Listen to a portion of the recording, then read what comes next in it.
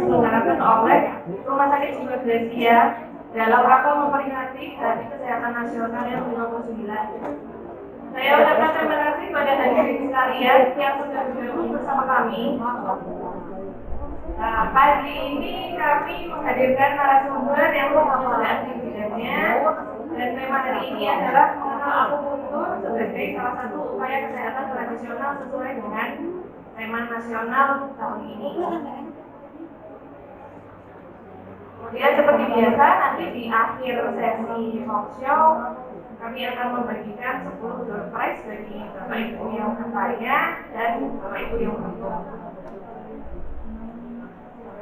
Sebelum kita mulai, saya akan memperkenalkan narasumber kita. Pagi ini beliau adalah seorang dokter umum sekaligus kepala instalasi rehab di Rumah Sakit Jiwa Gracia dan juga aktif sebagai praktisi akupuntur. Tadi kita sapa narasumber kita, Dr. Weni Susilorini. Aplaus untuk Dr. Weni.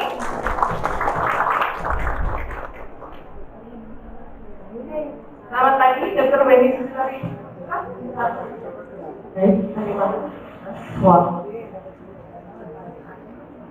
Perkenalkan Bapak dan Ibu, saya Dr. Weni, bertugas di Rumah Sakit Gracia ini sejak tahun 2005 sebagai dokter umum.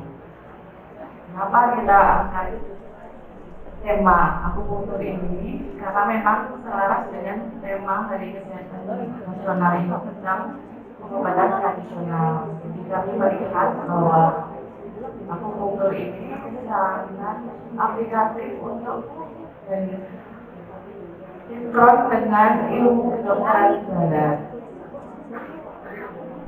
Jadi ada banyak penelitian tentang akupuntur yang semakin diteliti dan dirumuskan sehingga akupuntur itu diterima oleh masyarakat ilmu kedokteran barat. Jadi kita akan membahas dulu tentang sejarah akupuntur, bagaimana bisa muncul pengobatan dengan jarum. Jadi seperti namanya, akupuntur itu adalah menusukkan suatu jarum ke dalam titik-titik akupuntur.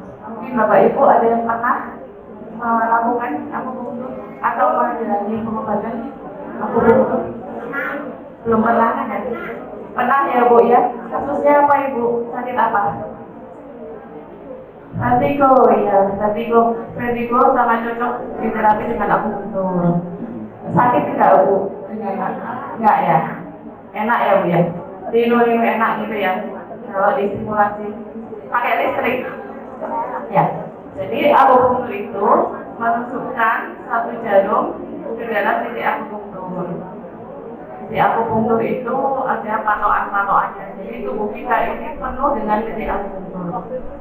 Nah, kemudian munculnya akupuntur itu sudah sejak 2000 tahun sebelum Masehi. Jadi sudah 3000 tahun lebih ya ilmu ini muncul di negeri Cina sana. Awalnya adalah pengamatan beribu-ribu tahun. Orang-orang Cina itu mereka kan terlibat dalam peperangan. Nah, dari situ ada orang-orang yang kena tombak. Biasalah pas kena titik akupuntur. Dan diamati bahwa titik-titik yang kena tombak itu ternyata menyembuhkan penyakit tertentu. Jadi ada satu titik itu namanya Susangli. Nah, kalau Bapak Ibu pernah di daerah betis ini ya, di bawah lutut itu ada satu titik yang kalau ditekan tuh itu. Ceritanya itu dulu ada seorang prajurit yang terkena tombak di titik itu. Dia tidak jatuh tapi malah stamina-nya meningkat. Jadi dia bisa berlari sejauh 5 li. Nggak tahu 5 li itu seberapa ya, tapi yang jelas stamina-nya itu meningkat. Nah, dari situ mereka mulai mengamati titik-titik apa yang menimbulkan efek apa. Lalu dirumuskan menjadi satu meridian akupuntur. Kemudian kalau bicara tentang akupuntur itu konsep kedokteran timur ya. Konsep kedokteran timur itu sebenarnya menyelaraskan tubuh kita dengan alam. Jadi Kalau Bapak Ibu pernah mengetahui tentang yin dan yang, yin dan yang itu satu keseimbangan, sesuatu yang berlawanan, tapi saling menyeimbangkan, saling menguatkan. Misalnya seperti ini, laki dan perempuan, ya kan, berlawanan tapi menguatkan. Laki itu yang, perempuan itu yin. Kemudian panas dan dingin, panas itu yang, dingin itu yin. Ya, atas dan bawah, atas itu yang, bawah itu yin. Depan dan belakang, depan itu yin, belakang itu yang. Nah, makanya kalau daerah belakang kita ini kan yang panas ya. Kalau kena angin, itu biasanya dia rentan, karena dia yang. Jadi angin itu dingin, seperti itu. Makanya kalau kena kipas seperti itu, biasanya daerah belakang ini yang rentan ya. Nah, kemudian selain konsep yin dan yang keseimbangannya, orang-orang Cina itu dulu melihat bahwa tubuh manusia itu selaras dengan 5 unsur. 5 unsur di alam. Apa aja itu? Itu ada kayu. Kayu kalau dibakar akan menghidupkan api. Api kalau setelah membakar kayu dia akan menimbulkan abu atau tanah. Tanah menghasilkan logam. Dari logam muncul titik-titik air. Nah, itu 5 unsur yang selalu berada dalam keseimbangan. Jadi apa sih pentingnya 5 unsur itu terhadap tubuh kita? Ini kan alam, kok ini hubungannya dengan tubuh kita itu apa? Ternyata unsur-unsur itu merepresentasikan organ tubuh kita. Jadi seperti kayu tadi, kayu adalah hati. Kalau hatinya sehat, maka hati atau jantung sehat. Kalau jantungnya sehat, nanti apa tadi? Lampu ya, tanahnya sehat, limpahnya sehat. Kalau limpahnya sehat, logamnya sehat atau paru-parunya sehat.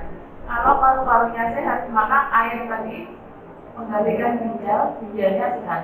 Begitu suatu siklus yang berputar dalam suatu keseimbangan.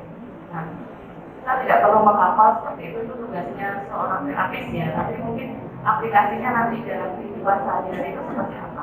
Intinya, suatu penyakit itu muncul adanya ketidakseimbangan yin dan yang tadi, adanya ketidakseimbangan organ. Ya. Jadi keseimbangan yang siklus tadi akan terganggu jika salah satu organ itu terganggu. Kemudian kita kenal juga di titik akupunktur, di ilmu akupunktur itu ada yang namanya meridian. Meridian itu apa? Meridian itu bukan saraf, bukan pembuluh darah, bukan pembuluh limpa. Meridian adalah jalur energi. Jadi dia tidak mengikuti jalur pembuluh darah, tidak mengikuti jalur saraf, tidak mengikuti jalur pembuluh limpa, tapi dia punya jalur sendiri. Seperti listrik itu ya, dia tidak terlihat tapi ada. Dia yang akan menghidupkan lampu. Nah, lampu itulah organ. Ini berarti seperti itu. Jadi meridian itu menghubungkan permukaan kulit dengan organ dalam. Kemudian akan keluar lagi ke permukaan kulit, masuk lagi ke organ dalam. Seperti itu ya. Jadi meridian itu seperti jalan menghubungkan organ tubuh dengan dunia luar. Mungkin Dr. Silva bisa melanjutkan. Jadi ibaratnya seperti ini. Kalau kita lihat tentang paru-paru ya, dari paru-paru itu dari usus besar di sini, dia akan naik ke paru-paru di dalam ya. Nanti dia akan keluar dari sini. Dia akan keluar dari sini jadi meridian. Dia akan turun ke sini sampai di titik ujung jempol sini. Nanti dia akan masuk lagi ke dalam sini, masuk lagi ke dalam organ usus besar. Nanti dia akan keluar lagi menghubungkan organ yang lain. Begitu seterusnya. Ya, jadi bisa dibayangkan kalau penyakit itu melewati meridian, dia akan bisa masuk ke dalam organ. Kalau adanya suatu nyeri, berarti ada sumbatan di dalam meridian itu. Itu prinsipnya di akupunktur. sekali aku mundur ini.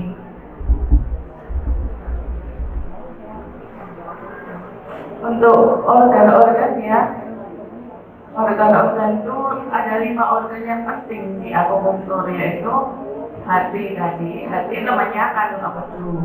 Hati itu biasanya tampak di kulit di mana mata dan kuku. Jadi kalau ada penyakit hati, biasanya akan terlihat di mata atau kuku. Jantung itu memberi semangat. Jadi orang yang semangat itu jantungnya bagus. Seperti itu. Ginjal itu akan terlihat di rambut. Jadi kalau orang yang sudah sepuh, rambutnya rontok, itu wajar karena fungsi ginjalnya mulai menurun. Itu akupunktur memandang suatu fenomena organ.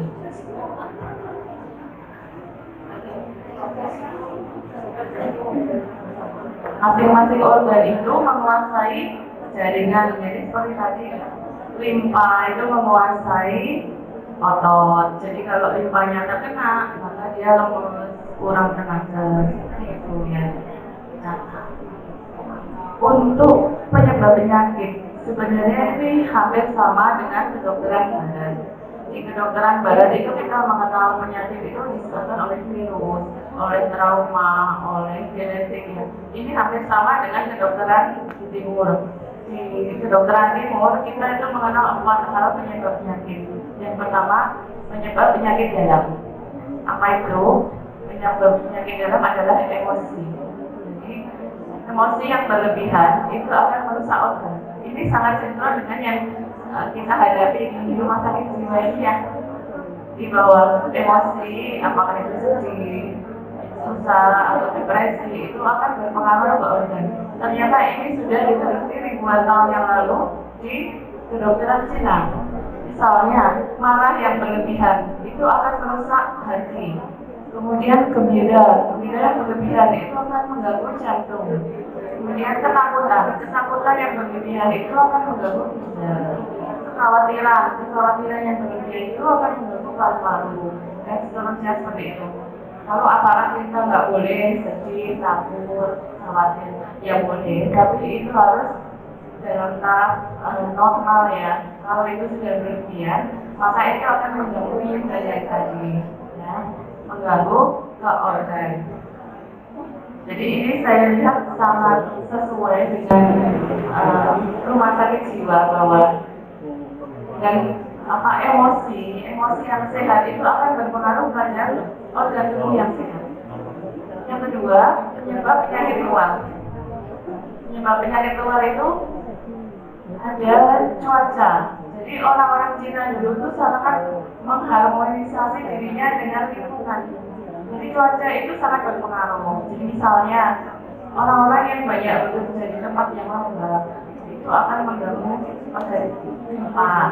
Kemudian di tempat yang banyak angin itu akan mengganggu organ hati. Di tempat yang panas akan mengganggu organ jantung. Seperti itu. Apakah itu nanti organnya benar-benar kena? Nah itu tergantung apakah dia hanya sampai di permukaan di meridian tadi atau sudah sampai ke organ. Terapinya tentu menghindari pengaruh buruk dari cuaca tadi. Yang ketiga, penyebab penyakit lain, misalnya gaya hidup, aktivitas yang berlebihan, makanan, ya, itu yang tidak benar. Jadi ada makanan-makanan tertentu yang memang bisa merusak beberapa organ. Misalnya makan terlalu manis ini merusak limpa, ya.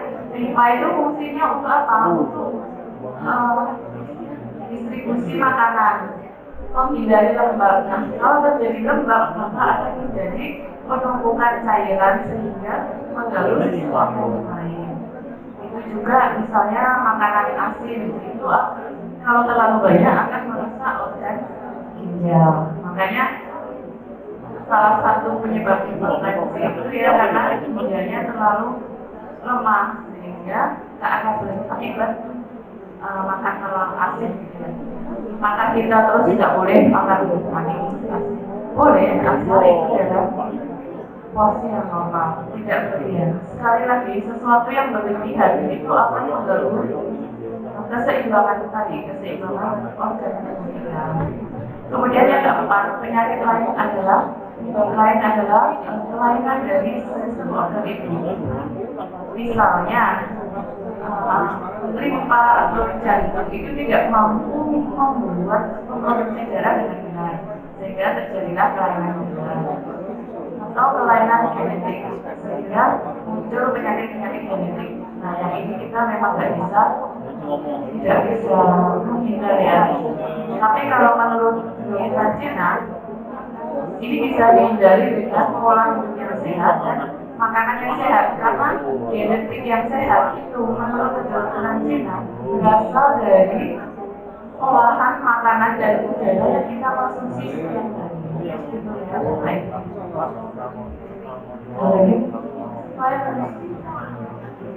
Menarik sekali ya dokter ini Bapak Ibu. Mulai dari kemudian adanya lab yang terlibat dalam pengobatan tradisional dari Cina.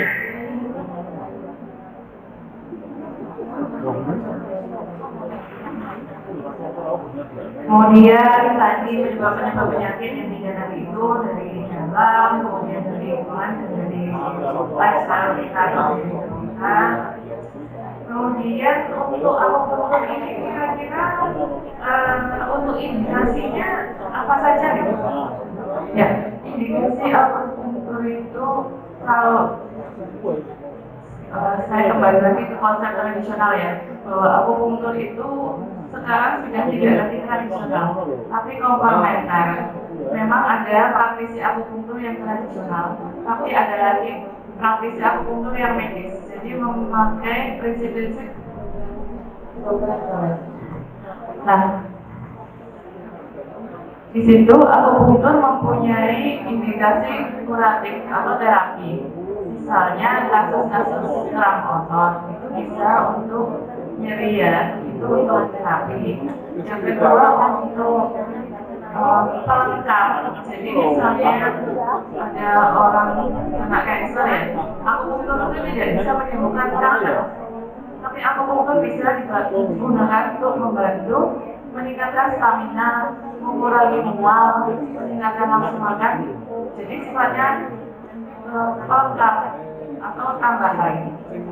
Kemudian untuk kebutuhan sekunder ya, tersier, kalau estetik ya, estetik itu misalnya untuk jerawat atau untuk kerutan bisa, atau untuk yang paling banyak itu slimming ya.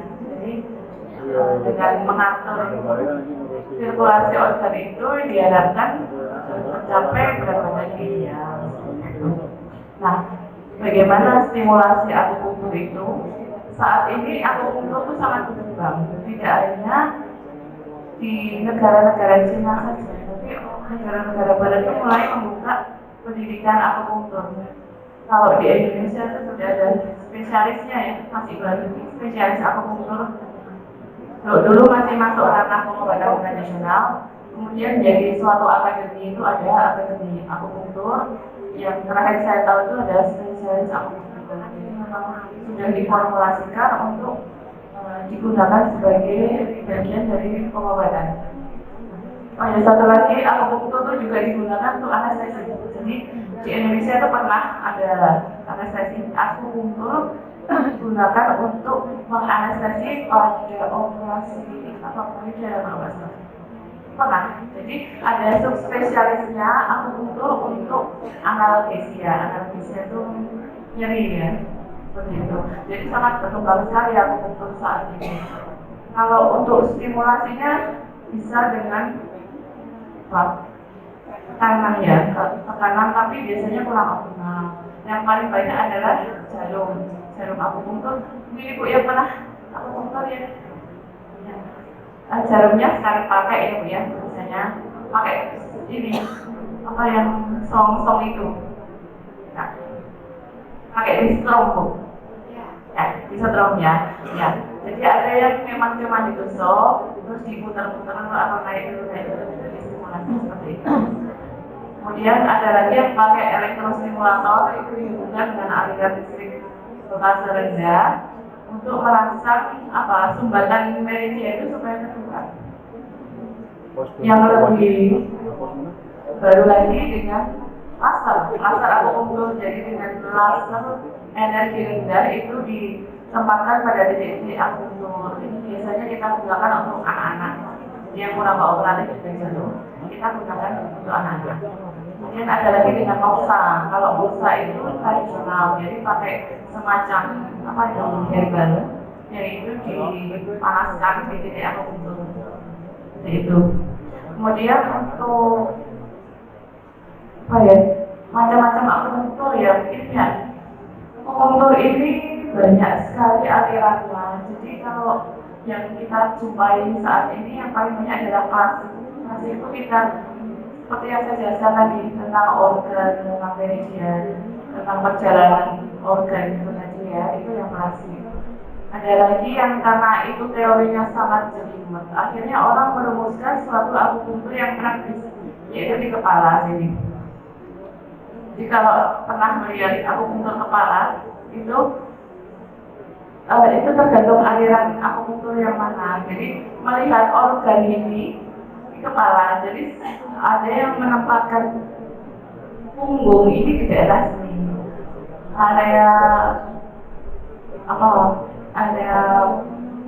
daerah sini, di daerah bawah ini di tepat di atas kepala. Nah, jadi kalau pasien itu sakit di daerah kemaluan, jadi misalnya nggak perlu buka baju, jadi mungkin terapis ambil di titik atas ini. Misalnya nyeri punggung, kalau malas buka baju, nah terapis bisa memilih teknik yang lain, teknik di kepala, di belakang sini, dikasih jarum. Untuk jarumnya sendiri, jarum sekali pakai ya Bu ya, jarum stainless itu tipis sekali dan betul. Dan kalau berapa itu ada yang meninggalkan jarum di dalam kepala, jadi 3 hari.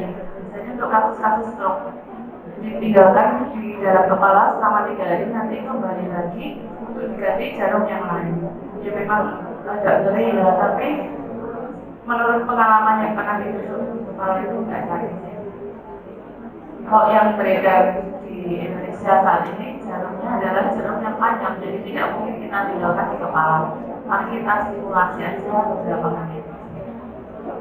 Nah, itu mungkin aplikasi akupunktur dalam kehidupan sehari-hari. Jadi kalau saya simpulkan bahwa akupunktur ini, ilmu akupunktur ya ternyata selaras dengan ilmu kedokteran barat, bahwa untuk mencapai kesehatan itu dengan mengembangkan organ dengan cara menghindari 4 hal yang tadi, 4 penyakit tadi, itu penyakit dalam yaitu emosi, penyakit luar yaitu cuaca misalnya, terus penyakit dari organ, kemudian dari gaya hidup. Ya, mungkin ini belum semuanya yang pernah akupunktur gitu, mungkin ada yang penasaran titik-titik akupunktur yang untuk keseharian kita, yang misalnya kita lagi pusing atau merasa mual, mungkin bisa kita tawarkan dengan jadi kalau untuk yang titik akupunktur, karena Bapak Ibu semua nggak mungkin dengan menusukkan jarum, jadi stimulasinya dengan dipijat. Bisa untuk anak-anak juga.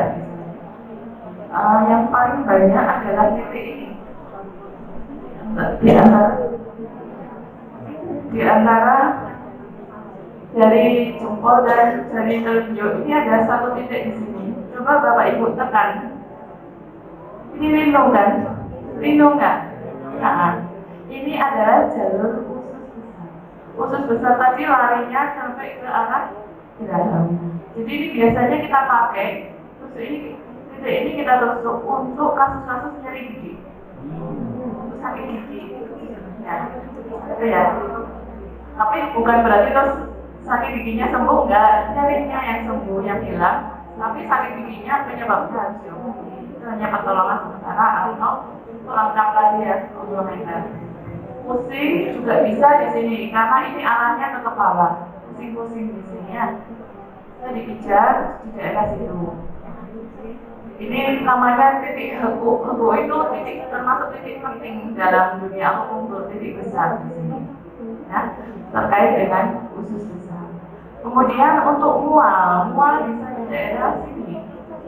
Ini atau sebaliknya. Ini titik perikardium. Jadi mual itu karena aliran ini yang berbalik. Jadi kita tenangkan di daerah sini. Sini Pak, ya. Ini ada yang ringan sekali di sini. Bisa ditekan untuk mual. Kenapa? Oh ya, geger ya. Baik. Kalau untuk geger ini saya nanti banyak yang sakit koyok di sini. Coba Bapak Ibu berdiri di belakang kita, di depan kita, ini posisi membelakangi ini. Setengah jam aja nanti buka semuanya. Karena saat tadi yang saya jelaskan itu daerah yang itu sangat sensitif terhadap angin. Nah, ada satu titik di sini, coba ditekan di daerah pangkal kepala ya. Ya, kalau ke sini, ke kiri sini ada titik pangkal otot sini.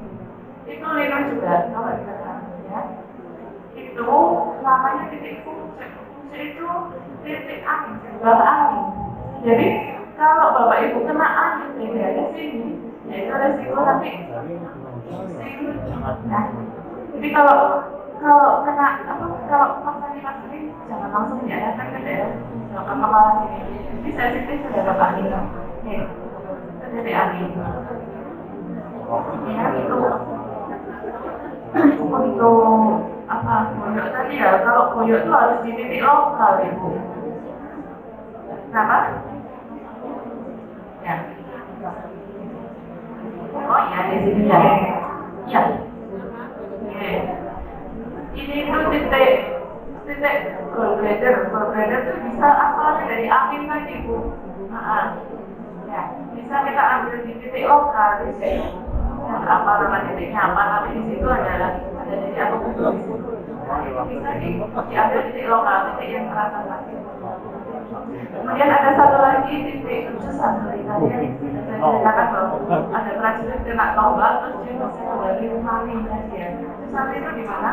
Mungkin di nah ini sini di bawah sini ada lutut, ini 4 jari di bawahnya, terus ada tulang yang keras.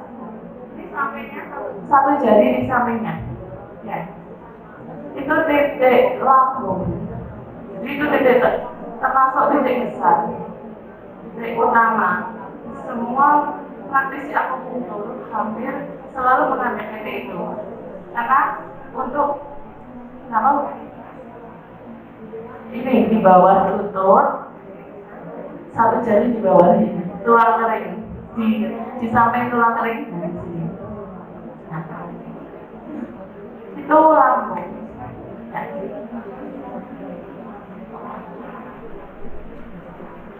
Ya bisa, enggak sama lambung bisa. Iya, sama lambung untuk bisa diguyur di daerah situ. Untuk yang nafsu makan kurang, ya stamina-nya kurang itu bisa di situ. Itu titik besar, titik apa ya? Titik satu besar semua.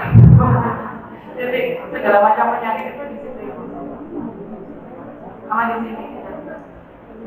Dua titik itu yang paling gaji. Sama kalau ini angin. Itu jadi untuk beberapa hal yang praktis ya. Cuma memang kalau pijatan itu tidak seoptimal jalur. Jadi kalau memang mau kena dalam tidak paling baik dengan jalur.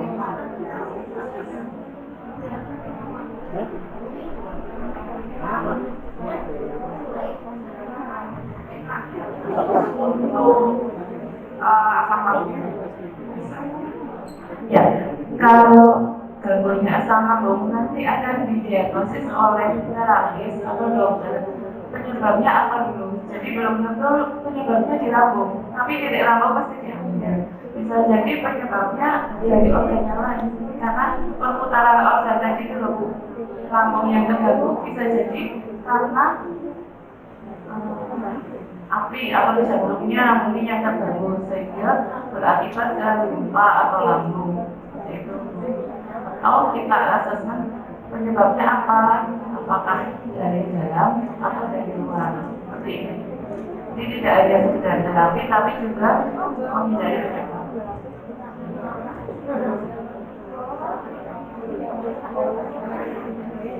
Iya betul. Meskipun keluhan kita asam lambung, nanti harus dilakukan pemeriksaan, mulai dari pengamatan, perabatan, kemudian keluhan. Keluhan ini yang paling banyak kita gali nanti. Nanti dari situ akan kelihatan penyakitnya. Oh, muncul keluhan di lambung ini sebenarnya penyebabnya dari mana? Nanti penyebab itu yang diterapi, jalannya itu sudah diterapi. Jadi mungkin yang ini dari menarik sekali pemaparan tentang akupuntur ini, banyak sekali yang sudah disampaikan oleh Dr. Weni. Mungkin Bapak Ibu ada yang ingin bertanya lagi. Assalamualaikum warahmatullahi wabarakatuh. Untuk Dr. Weni saya mau tanya, waktu itu kakak saya selesai operasi, tidak alhamdulillah dan berjalan baik, tapi waktu itu sering terasa lagi. Karena waktu itu rahang, operasi rahang, dan saya mau memberikan alternatif untuk akupuntur. Tapi kakak saya jawab itu, nanti kalau akupuntur jadi tagihan seperti itu benar apa enggak? Terus untuk yang kedua, untuk bikin rahasia, praktek akupunturnya sudah ada atau belum? Terima kasih. Assalamualaikum warahmatullahi wabarakatuh. Waalaikumsalam warahmatullahi wabarakatuh. Terima kasih atas pertanyaannya Bu tentang akupuntur membuat ketagihannya. Ya. Memang akupuntur itu melepaskan hormon endorfin. Salah satunya itu menyebabkan nyaman. Jadi kalau orang di akupuntur tidur itu benar akupunturnya. Kebanyakan pasiennya saya itu sampai selesai terapi itu mereka sampai jarum dicabut itu masih tidur. Karena apa? Relax, terlepas itu hormon-hormon endorfin. Kalau ketagihan itu ya mungkin kebanyakan mereka nyaman karena seperti gigi jari dalam. Jadi efek kenyamanan jadi itu ya. Kalau ketagihan itu mesti frekuensinya makin sering. Tapi ini enggak. Kita tetap pakai frekuensi seminggu 2 kali atau 3 hari sekali sampai target terapi tercapai. Kemudian yang kedua, praktek akupuntur itu dulu pernah ada yang dirahasiakan, tapi karena dokternya berkurang, jadi kita tutup itu belum ada lagi. Mungkin kalau Pak Direktur nanti mohon doakan masa Bapak Ibu supaya bisa. Belum, dulu pernah Ibu awal. Ya, di sini belum ada. Ibu pernah coba ya? Ya. Nah, monggo bisa cerita tentang pengalamannya.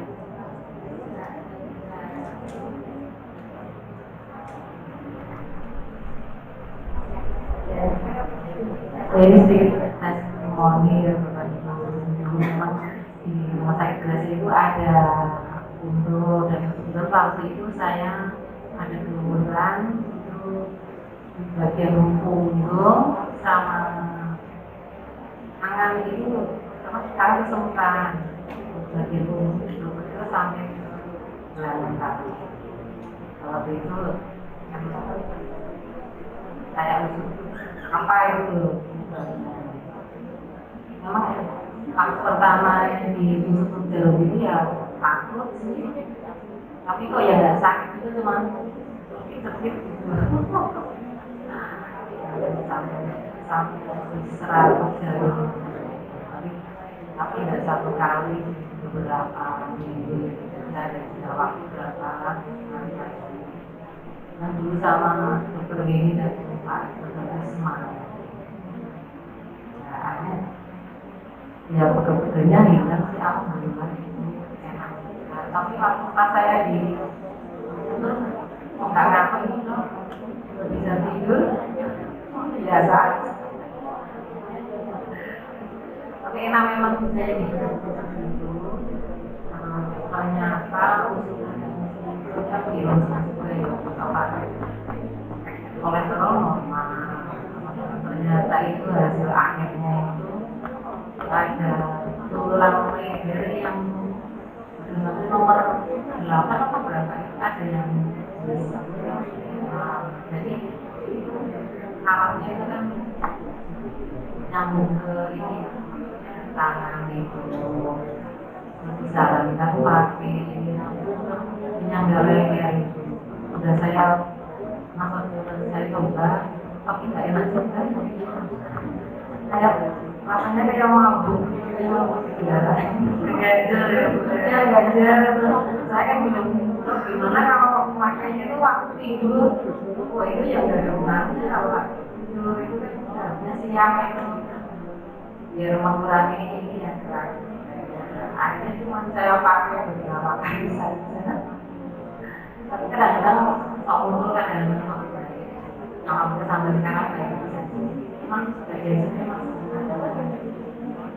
nyambung gitu terus Terima kasih Ibu atas testimoninya. Mungkin ada Bapak Ibu lain yang ingin bertanya. terima kasih. Assalamualaikum warahmatullahi wabarakatuh. Saya itu paling takut dengan saya pengen aku mundur itu tapi sudah membayangkan jarum-jarumnya itu sakitnya seperti apa. Nah, setelah ini tadi mendengarkan begitu bagus, terus katanya nyaman, bisa tidur sampai nah, pertanyaan saya itu aku mundur ini kalau untuk terapi itu dilakukan sekali atau beberapa kali. Dan yang kedua, aku mundur ini menyembuhkan apa tumbuhan nyaman, apa keseimbangan tadi yang oke, Pak Tuhan, assalamualaikum warahmatullahi wabarakatuh. Pak Tuhan, monggo terkait dengan yang pertama lagi apakah terapi itu tergantung penyakit itu ada di mana pun. Kalau masih di median biasanya sampai. Tapi kalau sudah sampai organ harus beberapa seri. Satu seri itu biasanya 8 sampai 10 kali, itu seminggu 2 kali. Satu kali datang itu disetrum selama 20 sampai 30 menit. Posisi pasien memang mempengaruhi apakah pasien itu akan tidur atau enggak, karena kalau duduk ya nggak akan nyaman untuk tidur. Kemudian kaitannya yang kedua dengan apakah menyembuhkan atau menyeimbangkan. Saya belum menjelaskan tadi ya bahwa akupunktur ini tidak untuk kelainan anatomis. Kelainan anatomis itu kelainan struktur tubuh, misalnya ada tumor. Akupunktur tidak bisa menghilangkan tumor. Ada patah tulang, akupunktur tidak bisa menyambungkan tulang. Ada lagi mungkin tulang yang bersek tadi ya. Akupunktur tidak bisa untuk membetulkan tulang yang bersek itu. Tapi akupunktur di situ, kalau untuk kelainan anatomis, akupunktur bersifat menyamankan, mengurangi nyeri. Tetap kita kombinasi dengan pengobatan barat, pengobatan modernnya. Jadi akupunktur tidak bisa berdiri sendiri. Akupunktur hanya untuk kelainan-kelainan fungsional. Jadi yang nggak ada kelainan organ, nggak ada kelainan anatomis. Misalnya nggak ada patah tulang, nggak ada benjolan, tumor, seperti itu. Jadi fungsi organnya yang terganggu itu. Nah, jadi fungsi akupunktur bisa untuk terapi organnya, menyeimbangkan, bisa untuk membantu mengurangi nyeri, menyamankan tadi seperti itu. Jadi ya sebenarnya strukturnya nggak berubah menjadi lebih baik, ya, tapi lebih nyaman ya. Ada beberapa kasus HNP atau salah kejepit di pinggang itu ya, kasusnya banyak juga. Itu pada beberapa kasus bisa sembuh. Jadi kalau yang belum terlalu parah bisa sembuh. Tapi kalau sudah benar-benar keluar itu hernianya yang di tulang belakang itu harus kerja. Tapi kalau masih awal, masih gejala-gejala bisa kembali. Itu kasusnya sudah banyak yang meneliti. Dan yang ketiga tadi apa? Oh, masih.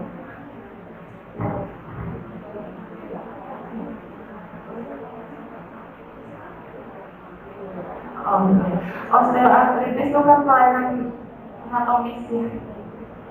Jadi itu hanya membantu untuk mengurangi, karena bisa jadi pasien itu nggak tahan dengan analgetik. Mungkin minum obat jadi ini rasanya lambungnya nggak enak, jadi kita pakai akupunktur. Tapi kalau untuk kasus-kasus yang fungsional, misalnya diabetes, kolesterol, itu bisa. Karena nggak ada kelainan anatomis kan ya. Cuma karena kita medis, jadi kita tetap menggunakan obat-obatan. Jadi nanti obat-obatannya dilepas, perlahan diturunkan, akupunkturnya jalan sampai itu tercapai target. Ya, bisa normal atau obatnya minimalis seperti itu. Bisa karena secara saintis itu kolesterol itu penyebabnya adalah lembab karena makanan. Ya, sama kan sebenarnya dengan kedokteran barat. Ya, mungkin ada lagi Ibu.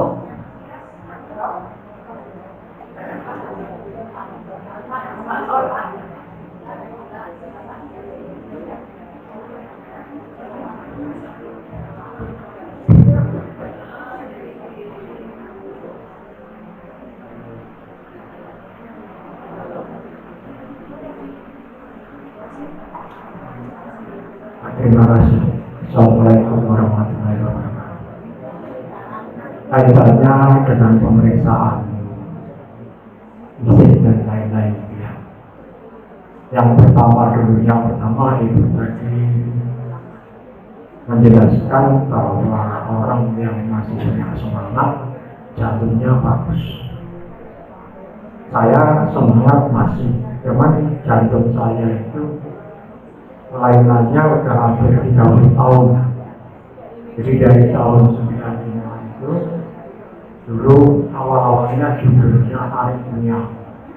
Sekarang ini namanya agak panjang, saya lupa.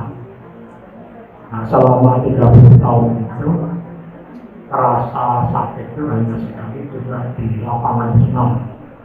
Itu 9 tahun yang lalu. Tidak nyeri dada, tidak sesak nafas, tapi mata itu melek lebar, tapi bukan gelap, putih semua. Jadi apapun yang di depan saya sudah kelihatan. Itu kaitannya dengan jantung saya. Nah, pemeriksaan di depan ini, gula darah saya itu 88, katanya normal. Tapi kalau di bekas tipis saya itu selalu semut itu banyak sekali. Apa itu ada hubungannya dengan gula darah atau tidak? Terus tentang kejiwaan itu semuanya tidak. Hanya satu yang saya tentang, apakah Anda sering nangis? Sering sih enggak, tapi mudah sekali. Ya misalnya tentu datang sering gembiranya nanti pamit nangis lagi. Lihat film itu Palestina itu bukan nggak tega ya, sedih nangis. Soalnya kalau tega saya ngumpulin mata manusia pernah, ngumpulin otak manusia pernah, jeroan perut manusia pernah, itu tega. Tapi kalau itu hubungannya apa? Nggak kuat melihat kesedihan. Jadi makanya kalau diperiksa kejiwaan ya cuma nangis, yang lain nggak semua. Jadi tolong dokter dijelaskan masalah jantung tadi. Kenapa semangat saya itu kelihatannya masih tinggi, tapi senang juga saya nggak langsung selesai, nggak kuat nafasnya. Ya usia baru 80. Terima kasih. Wassalamualaikum warahmatullahi wabarakatuh. Waalaikumsalam warahmatullahi wabarakatuh. Bapak bekerja apa? Sebagai apa? Kerja kok mau mengeluarkan organ? Ya. Apa?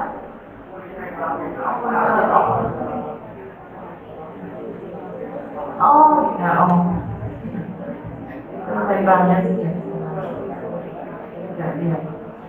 Jadi Pak, jadi untuk semangat itu yang memeriksa adalah bagian dari tahapan pemeriksaan oleh dokter.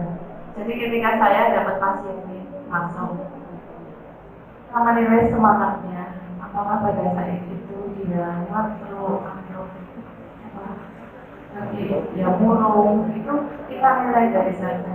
Meskipun pasien merasa sedang bersemangat, tapi kita akan melihat bahwa pada saat itu dia sedang bersemangat atau enggak. Akan kelihatan apa aja bercahaya apa dari auranya ya, atau suaranya misalnya terkait dengan gangguan jantung itu suatu proses penurunan dari organ ini. Tapi karena tidak bisa mengkompensasi, jadi masih bisa memiliki semangat, masih bisa beraktivitas meskipun terbatas karena bisa mengkompensasi itu tadi. Tapi ya sekali lagi itu tidak boleh berlebihan kita ya, karena itu akan jadi salah satu penyebabnya tadi. Kemudian kaitannya sama apa? Tipisnya ada gula darah. Ya, gula darahnya bapak kan normal, kalau diperiksa darah, kemudian kalau diperiksa kencingnya kok ada isinya, ya. Kalau gula darah itu ini diperiksa sesaat ya, jadi nggak pakai puasa ya. Jadi gula darah, kenapa? Ya puasa ya. Tapi untuk penegakan diagnosis itu kita pakai gula darah puasa, jam setelah makan, dan lebih baik lagi HbA1c. HbA1c itu 3 bulan sekali itu untuk melihat ikatan glukosa dengan hemoglobin. Jadi melihat pola makan 3 bulan yang lalu. Kalau pola makan 3 bulan yang lalu jelek, itu HbA1c-nya akan tinggi meskipun gula darah saat ini bagus. Jadi untuk menegakkan diagnosis kita bisa dari varian semut yang menghubungi itu bisa diperiksa urinnya apakah mengandung glukosa. Kalau itu ada gunanya, jadi kita curiga ke arah diabetes. Tapi untuk menegakkan ini diabetes tidak bisa dari ya, untuk menegakkan pertama kali tidak bisa dari yang ketiga tentang emosi dari baik.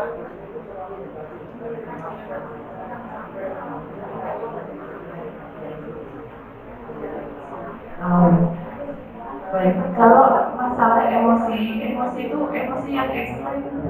Kalau yang orang sudah berlalu, orang sudah belas kasihan itu, saya pikir masih wajar.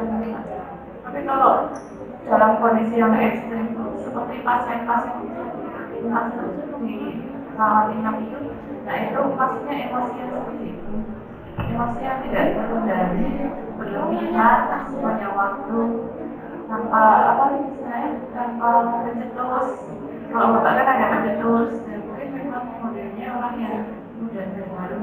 Oh, saya pikir masih normal, dan tidak akan mengganggu organnya.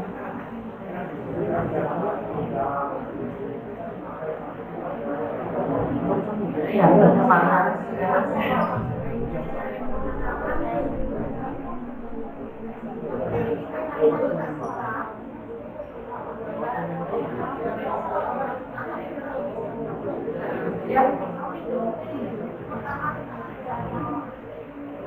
Terima kasih.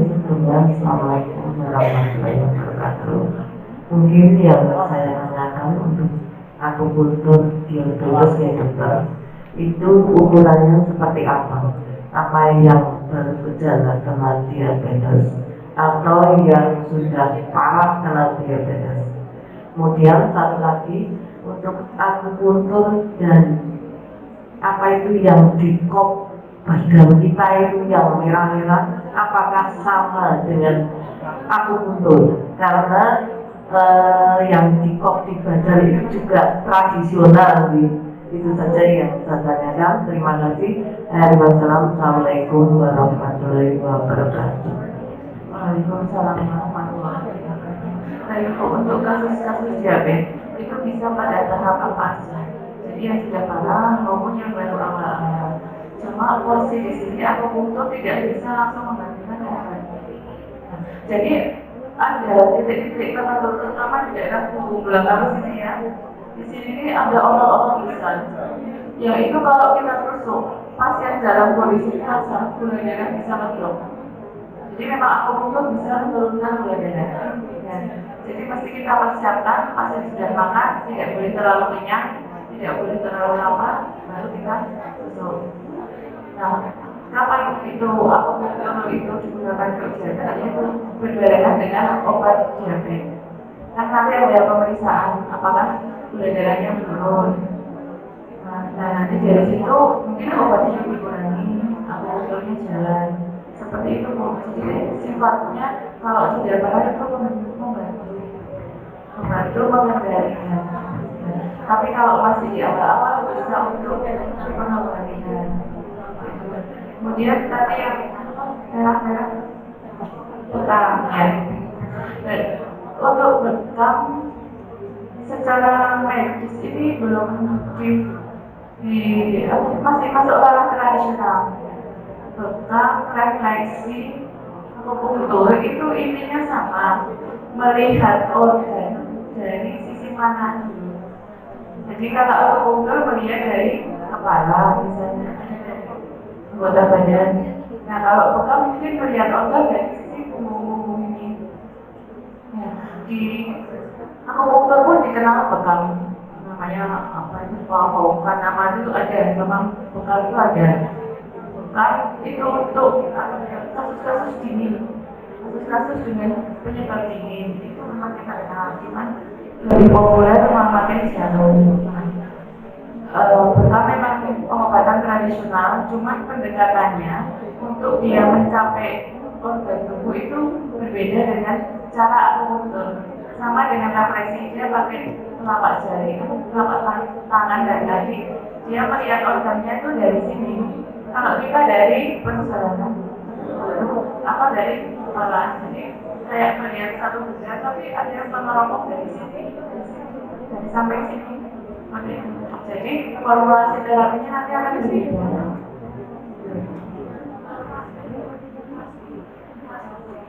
Untuk vastu saya kurang ngerti ya, yang diambil darahnya. Iya, seperti kita juga banyak sekali terapi tradisional. Cuma yang sudah diterima dengan ya dengan resmi dan ada lembaga pendidikan resminya dan diakui adalah akupuntur. Mungkin ke depan akan ada lagi jamu mungkin ya, nggak jamu mungkin sudah ada formulasinya ya, obat nasional dan jamu-jamu. Baik, terima kasih Bapak Ibu sekalian hadirin yang masih bertahan hingga saat ini. Kita aplaus dulu untuk Bapak Ibu sekalian. Karena Sumati kali Bu Cilik ya. di Cilik ya, ngobrol. Ya. Terus ya,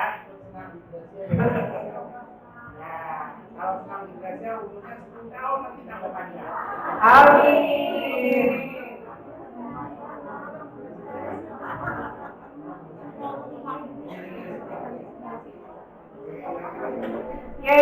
Mohon tepuk tangannya Bapak Ibu. Mohon aplausnya. Terima kasih. Bapak silakan. Mbak ada.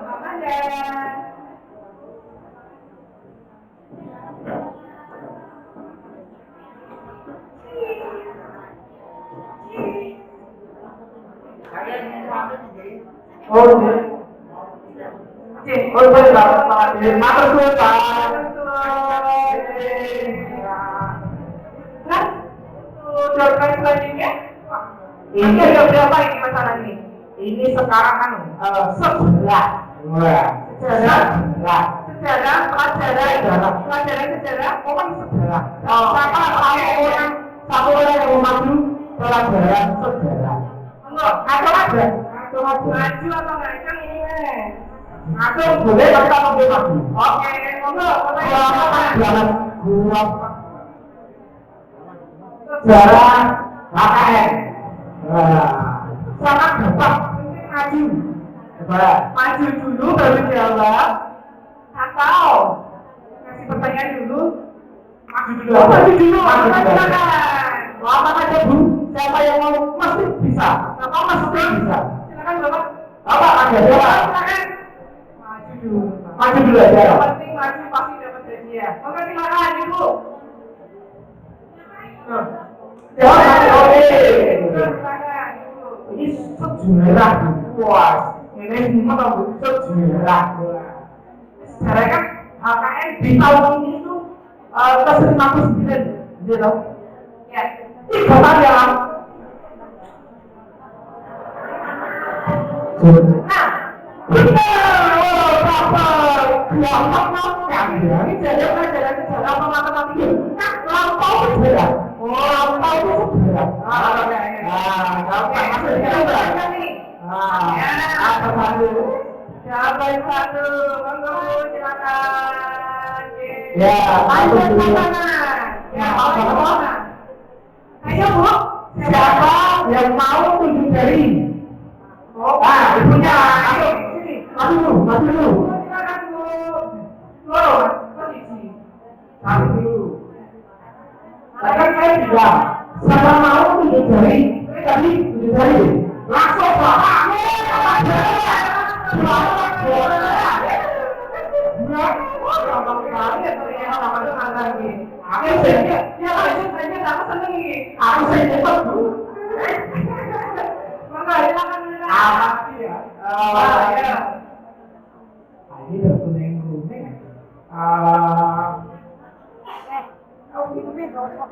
Oh, aku siapa ini? Jadinya, dia dapat apa? Dapat berapa Bu? Jam berapa Bu? Berapa Bu? Berapa? Jam 9. 15. Ada yang berbagi? Berapa? 10. Ya? Apa Bu? Jam 6. Kamu ya? Oh, nginep sini. Kita nginep sini. Kosong. Jam dari rumah. Ya. 6.30. Nggak usah Pak.